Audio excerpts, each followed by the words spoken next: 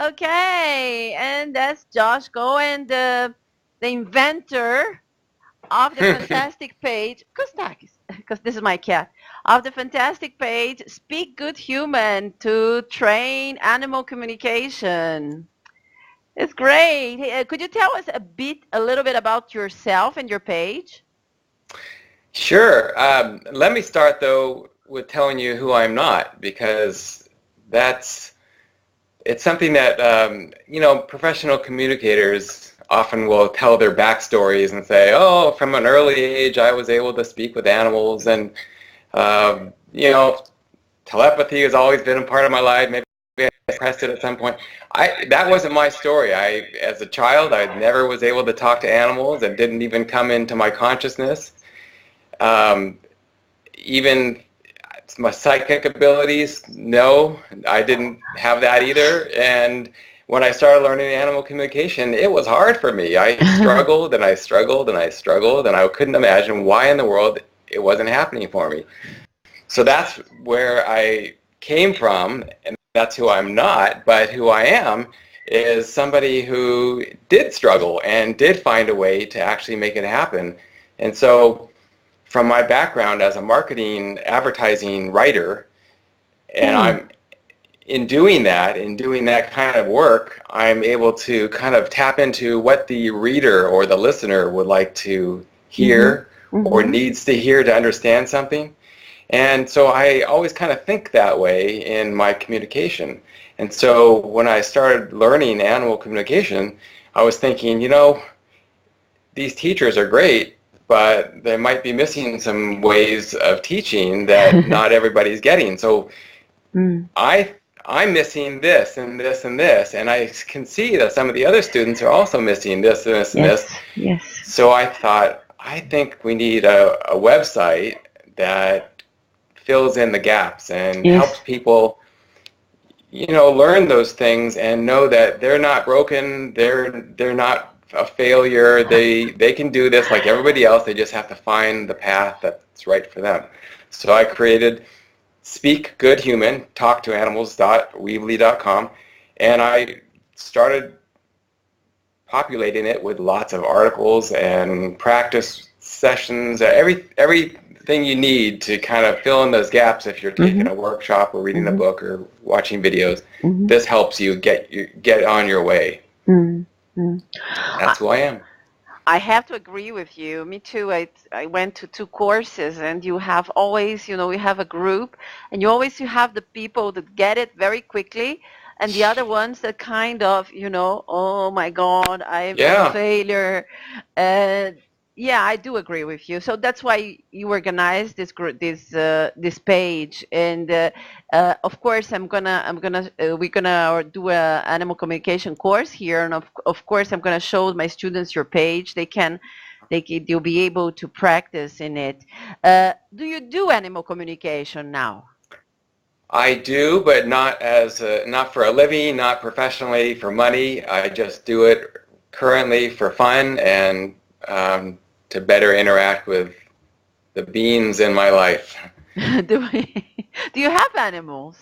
I have a dog. Oh, what's his She, name? Ginger Snap. Oh. She's also on the site to practice with, and it's funny because I don't know. I always thought it would be great to be able to talk with her, and I do. It can with animal communication. My wife does, my daughter does as well.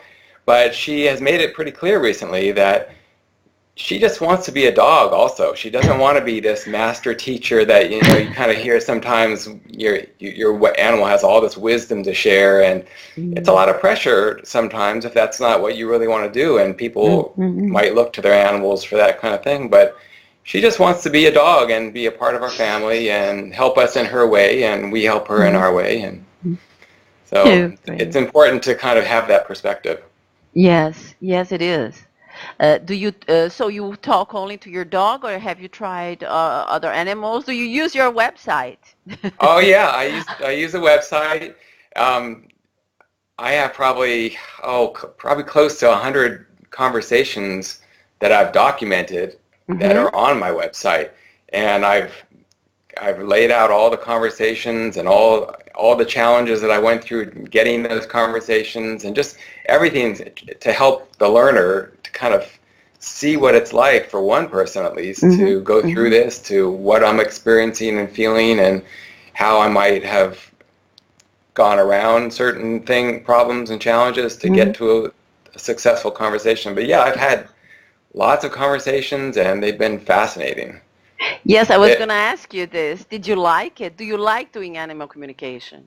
Yeah, it's incredible. It just, from somebody who has always loved animals in the natural world, and I know not everybody is like that, but I am. I've always loved that, and so to be able to interact in the world that way, to be able to communicate with things that the average person doesn't, and to kind of have a deeper connection with things, that's pretty cool. It takes things to a whole new level and gives you a much broader perspective of why we're all here. Yes, definitely. Definitely. They have a lot to teach us. Maybe not all animals like to teach, but some do. Where did you learn animal communication? In the States?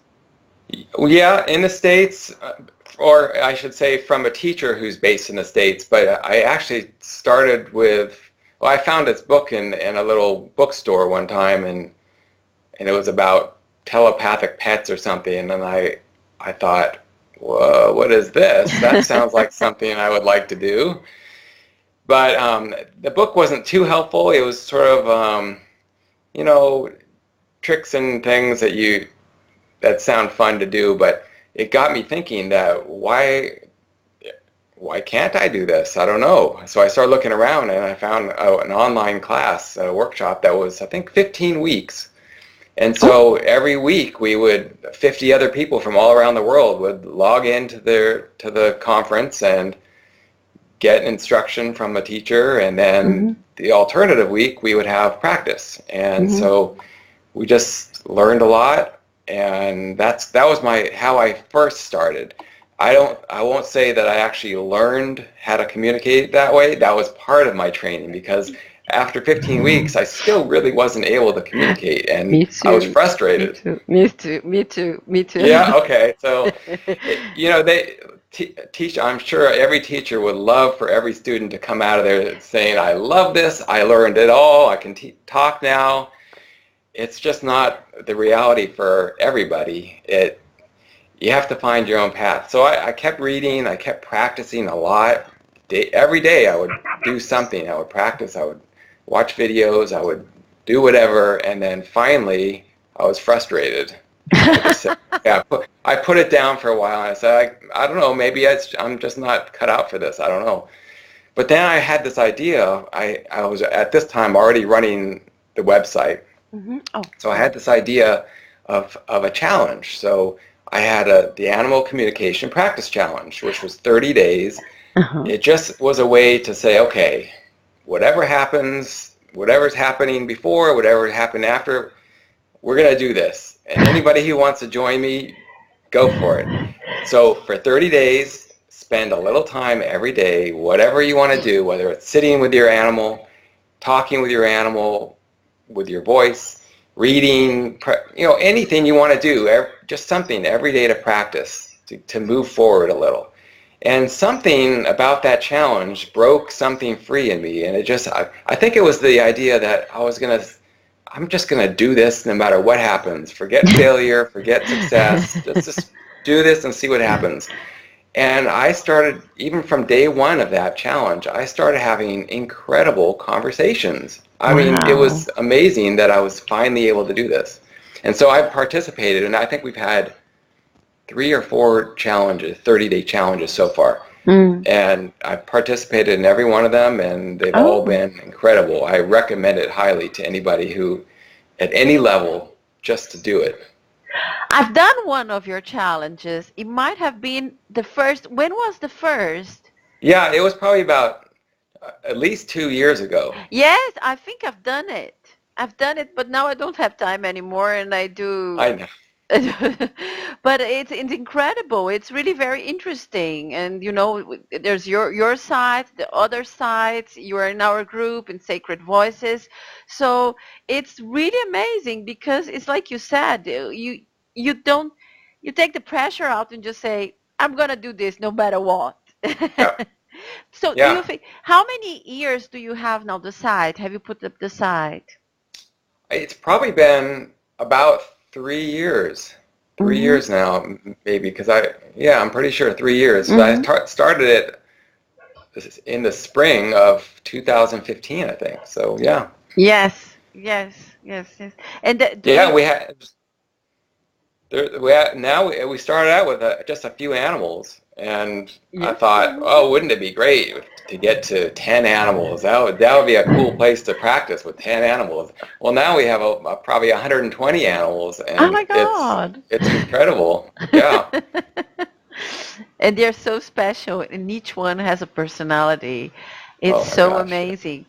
Do you see everybody that logs in and that goes into practice? I mean, do you I have? don't. No, I specifically keep it anonymous because I don't want anyone to have any pressure about anything. Mm-hmm. They can come and go as they please. Nobody knows that they're there. Um, I can see visitor count, so I can Yeah. know how many visitors are there, but I don't Okay. know who's coming. I know they're from all around the world. I know when we have the practice challenges, we get literally thousands of people from all around the world Wow. coming and Wow. talking to the Uh-huh. animals. Uh, But nobody's tracking you. The only way that anybody's going to know that you're there is if you actually submit one of your conversations directly to the people who are yes, the connected to carrot. the animal. So Uh-huh. then you get feedback, and that's a good thing. But I don't get involved in any of that. I just kind of keep the site running and Mm-hmm. everything going smoothly, and putting new information up all the time. Oh, great. So you have the numbers, though. There's thousands of people doing the Yeah. challenges, hundreds outside of challenges. Do you think everyone can communicate with animals? Yes, but that's a complicated question because, like I said before, that people like to say, oh, when they see somebody who's doing something really well, no matter what it is, they like to say, oh, that person's gifted and, Mm-hmm. born with a gift or whatever. What they don't realize is majority of those people aren't necessarily gifted. They worked really hard to get where they were, and they make it look easy now because they've worked so hard and they've really mastered what they do. But we're all gifted with Yes. animal communication Mm-hmm. and telepathy and any of that. It's a gift. We all have it. Some of us can tap into it a lot easier. Some of us never lost the ability, but we all Mm-hmm. have the ability, and it might take some people a long time to kind of nurture that again and get it going because we all have different personalities. Some people don't like Yes. the idea of believing that this can even exist. And so there's this huge block and the fear and all that along with it, and they go, I don't know, and they'll never get there. But if they can get rid of that and start believing, yeah, this is actually could happen. I am actually hearing these animals, then it can happen for them. So we're all on a different path, but it's possible for everybody. It just may be easier for some and more Mhm. difficult for others. Yeah, you're very lucky because you live in the States and now it's becoming something common in the States. Here in Greece, and not many people know about it. It's a bit Mm. spooky for some people. It's very traditional society. When I organized once a seminar with an English animal communicator, Helen Davita, people used to call me and say, "Oh, what can I do with it? Can I work? Can I make money with it?" Um, and I said, yes, but would you do it for that? Do you think it's rewarding besides money, besides profession? It is rewarding to communicate with animals. Yes, it is. And differently for everyone. So for somebody like me who's always had this really deep connection with animals and with Mm. nature and all that, it's incredible to be able to kind of take that relationship with everything to a deeper level. I can go out into the forest and I can talk to a tree. I mean, this type of stuff is just the same as talking to an animal. You can talk to a rock if you want. You can talk to a river or a mountain. And it all sounds crazy, but once you get into this, it's not crazy and you're not making it up. So imagine being able to enjoy nature in that way, or talk, or your own animals in that way. It's incredible. Now, for some people, they may not have that affinity to animals. They may not, they may not feel that way about nature, or they may just be, a city person. They don't care about any of that. And to that, I'll say, fine, but still learn animal communication, or at least be aware that it exists, because that is the next step of our evolution. Whether you're an animal communicator or not, being aware of this world around us that can communicate with each other. They all are doing it already. We're left out. The humans are sort of getting late to the party here. Everybody else is already communicating. I mean, if you have more than one animal in your house, they're already communicating. That people are already reporting, herds of horses are communicating with each other, and they're even like a cougar or a tiger is communicating with its prey before it happens, and they say, "Are we okay with this deal that we're making here?" Yes, we signed on for that, and they're already communicating. So we need to get into the party here and start being more aware of what's going on, yes. Being more aware that our animals are deeper than we think, and that everything around us is already communicating with us, and everything's deeper than we think. So if you don't want to do animal communication, fine. Just start being aware. Start looking around and realizing something more is going on here. Yeah. We're not the superior ones. We are the left out of the party, really. And that's the thing, is humans think that we're the center of it all and everyone's here to serve us, and that's part of the awareness that I'm talking about. Is we're not. We're part of the world. We're not the center of the world. And as soon as we stop treating our pets like pets and start treating them like companion animals, other beings who are in our lives, they're not property, they're not party toys, they're not any of that stuff. They're not dumb either, because I hear a lot of people saying, "Oh, yeah, he's kind of dumb," to my dog. He's kind of dumb, but he'll get it when he comes around. But the animals can pick up that energy. And yes. Just start being aware of that stuff. It makes a difference. So you start communicating since the first challenge about 2-3 years ago. Yes. Do you think that changed you? I mean, have you learned a lot from animals or from nature that in a way change your personality or change your actions that you do now? I think probably. I don't know specifically, but I'm sure it's changed my perception, because before I was coming from the perspective of, boy, I would really like to do this, and I'm trying and I'm trying and I'm trying, and I'm finally able to do it, and I think, wow, I am actually getting this, and I actually can do this, and maybe I'm more psychic than you think, and all this stuff. So you kind of start thinking of yourself a little differently, with a little more ability to interact in the world. So in that way, yes, it's changed me. And it's made me become more aware of the huge spectrum of personalities and the things that the animals are here for. They're all here for something different. It's not just for us. It's for them as well. And so all that has changed my perspective and kind of broadened my perspective. So in that way, yes. Okay. Do you remember something amazing that ever amazed you, or the most important lesson, or the most important thing? Something that really touched you in that moment? I would recommend anybody who wants to hear a more detailed answer, go to my website and just read some of the conversations that I've had, because I'm somebody who really likes the deeper meanings of things, And so that's what the animals tend to bring me. And I've had these incredible conversations. They're not just, how was your day and what toy do you like best and what do you like to eat? I might ask some of those, but it's often a lot more. Yeah. But the thing that I've heard a lot from animals is just have more fun. It's don't take everything so seriously. And they're not just talking to me. It's like I would have these conversations with the animals, and I would be trying to get the details and show me your room, or show me where you eat, or show me the color of the couch, or just so I can kind of confirm, am I actually Yes. getting this? Am I not making it up? And the animals would be going, stop it, stop with the details. I just want to have some fun here. I just want to talk. And Yes. I've had so many of them where they would say the most funny things to me, and you would never think that an animal would have a sense of humor like that, and they Oh. do.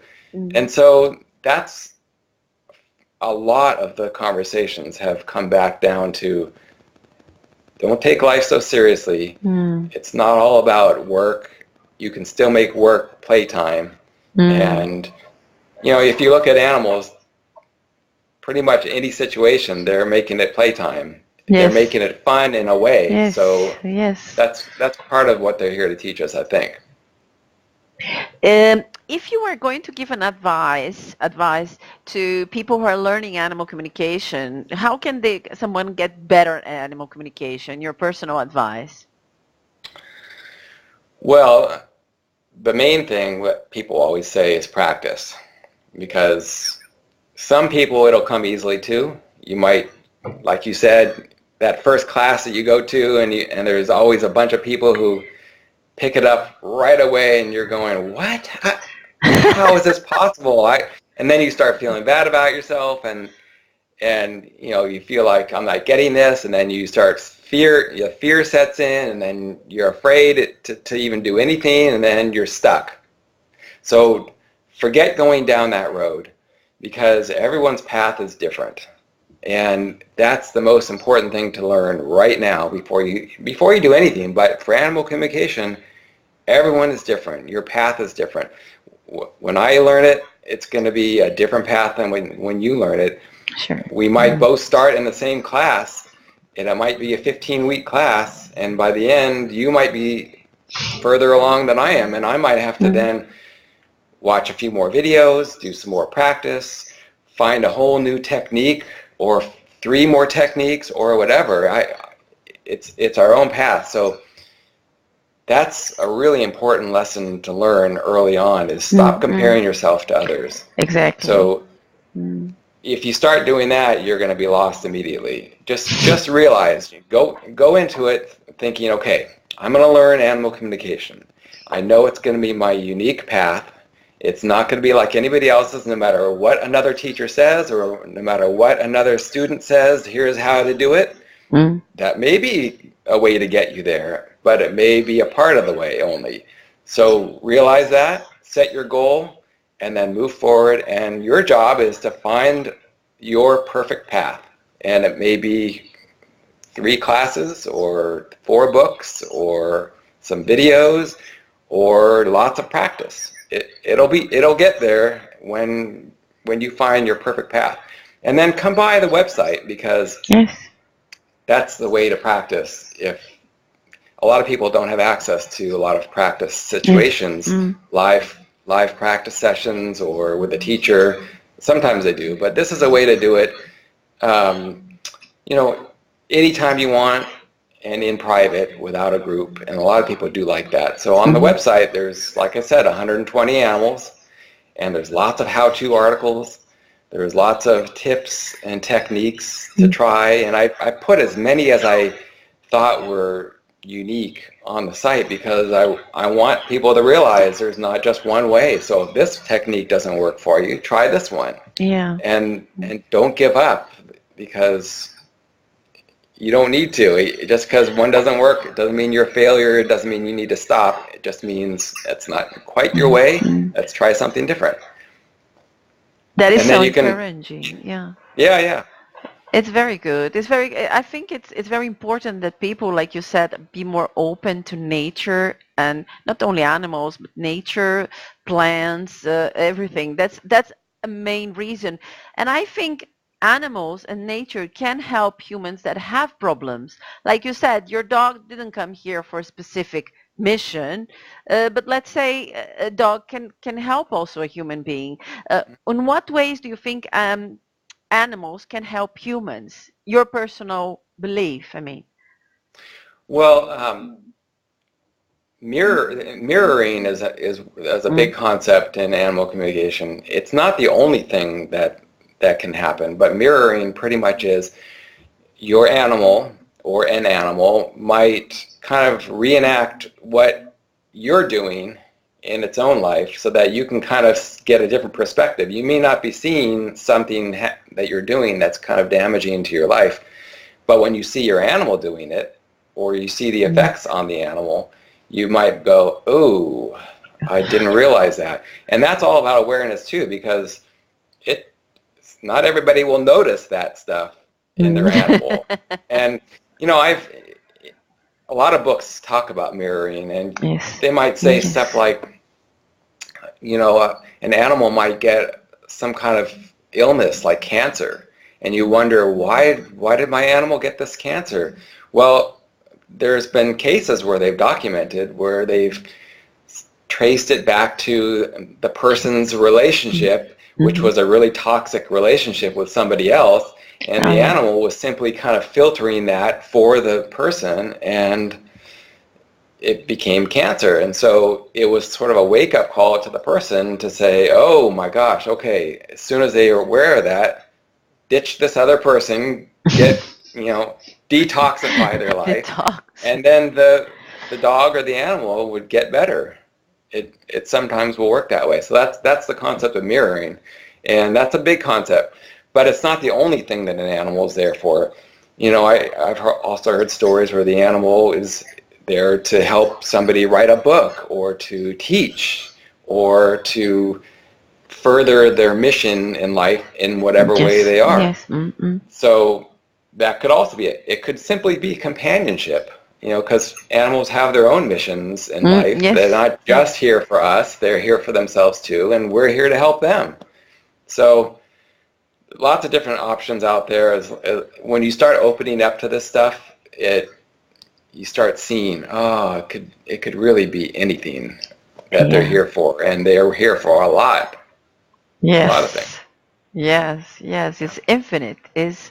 It's really a time now of awakening. I have a teacher that says we are in the darkest times because we have a lot of wars, of crisis here in Greece, but at the same time is a time of awakening.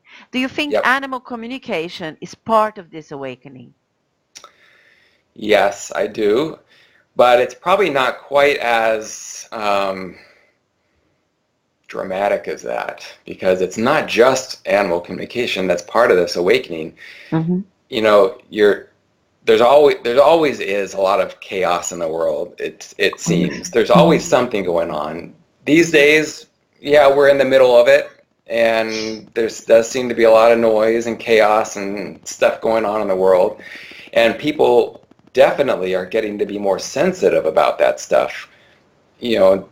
In previous years, maybe a lot of people weren't as sensitive toward it, but these days they are. A lot of people are. And Mm-hmm. those people who are feeling all this chaos and the noise and are sensitive to it are kind of retreating back to their homes and their own sanctuaries and trying to block out that noise. And who's Yes. waiting for them at home is their companion animal, Animals. who Mm. is there with just love and companionship and not all the noise. It's very comforting for Mhm. them. Mhm. And so that's a connection that maybe this world is trying to lead us to, is let's rethink our interaction with the world, because we're so busy fighting and arguing and making noise out there that we're forgetting these quieter connections that we can start having with the world around us. And it might start with your companion animal. So while you're hiding out at home and communing with your animal, maybe it's time to start really listening and thinking about how we can start better living our lives, more enjoyable, more satisfying, and your animal can teach you that too. Yes, with more fun, like you said, to put more Yeah, fun in our lives. yeah. Oh, Josh, it was lovely talking to you. Oh, just a minute. Kostakis, you want to say hello to Josh? Oh, yes. Oh, he doesn't like it. Hi, Kostakis. darling. Hi. I've only known Kostakis from his picture. Picture and sorry, darling. Oh, there you are. He was asleep. It's very hot. It's very hot now in Greece. Oh, So thank you so much for the interview. It was lovely talking to you. It was really very important points that you said, that you clarified for us. And let's keep working together to bring awareness that, around us, not only our friends, not only New Age, but to normal people, really normal yes. people to see it. Yes, that's where it's at. Thank you so much, Josh. Efkaristopoli. And do you have any question, anything else to say that you would like to? No, I just don't give up. Everyone who's listening, don't give up. It's all possible. Just find your own path, and that's the Yes. most important thing to learn. Yes. Thank you so much, Josh. You're welcome. Bye-bye. Take care. Bye. Bye.